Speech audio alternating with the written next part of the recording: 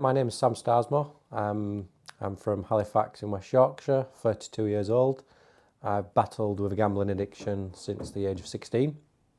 I entered the sector, the gambling harm prevention sector, 5 years ago now, back in 2020, and that was as a result of 3 years of abstinence from gambling, but also 2 relapses that happened in 2019. Absolutely love working in this sector, and I work for an organisation called Ygam, who have a mission and a vision to ensure that every child and young person are safeguarded against the potential risks and harms that come with gaming and gambling.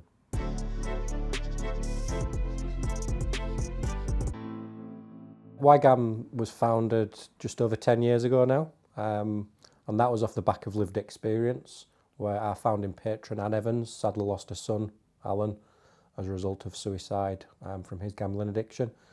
And Anne had worked in education all of her life. There was treatment providers out there at that time, but there wasn't anyone doing anything in the preventative space. So Anne, through her knowledge and wisdom of teaching, along with Lee Willows, founded the charity. 10 years down the line now, we've got different programs which focus on educating and upskilling and giving that knowledge transfer to teachers, youth workers, university lecturers, community and faith leaders, those who work in sports.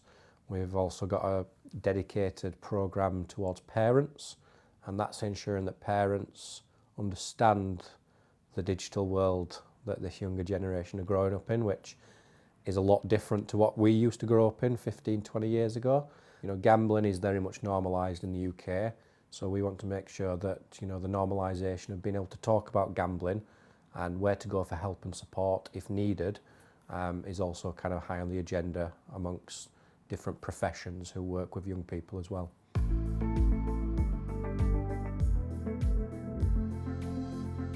We very much want to start off by upskilling them, so giving them the basics of what gaming is, what gambling is, how the two interlink, what the blurred lines between the two.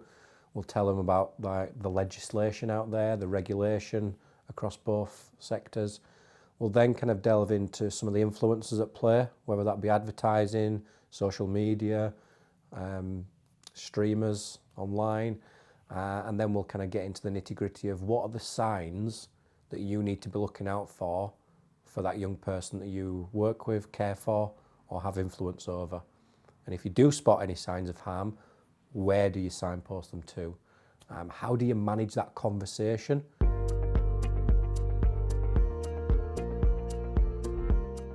You know, when I was at school, there was nothing of this nature around any harm or any addiction, so to speak. So now that it is embedded within the PSHE programme of studying, it's a requirement.